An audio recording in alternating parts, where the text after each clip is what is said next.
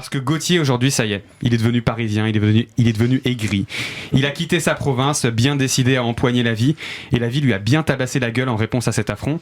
Parce qu'aujourd'hui, quand je prends le métro, je remarque plus les petits détails qui me faisaient sourire avant. Je remarque surtout les gens qui piquent ma place alors que j'avais réservé dans ma tête déjà 30 secondes plus tôt.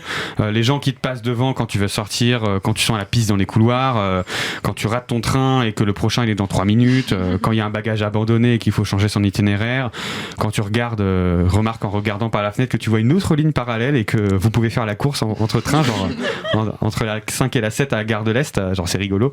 Quand tu vois la Tour Eiffel depuis la 6 entre Bir Hakeim et Passy, quand par exemple aussi tu découvres une nouvelle station et que tu visites toutes les sorties pour voir lesquelles te mènent où, et où tu te rends compte que l'architecture c'est une dinguerie, genre à Villejuif-Gustave-Roussy sur la ligne 14, ou genre quand t'achètes un stabilisateur 100€ pour filmer le trajet de chaque station de métro depuis chaque entrée jusque sur le quai, mais que quand t'as essayé avec la 3 bis t'avais honte que tout le monde voit que tu filmes, alors que du coup t'as abandonné l'idée jusque 2 ans plus tard, où t'as acheté pour 100€ de lunettes d'espion avec une caméra cachée dessus pour pouvoir faire ce projet en toute discrétion, mais que la qualité elle était loin de celle des vidéos de Laurent Baffy où il pousse un mec et qui lui répond « Oh putain Laurent !»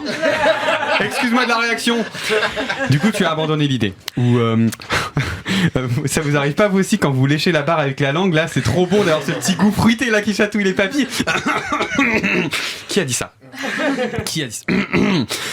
Bon, j'avoue, j'ai peut-être un chouïa de passion qui me reste, mais je vous assure, rien de suffisant qui ne me ferait pas réussir un test d'autisme. Salut.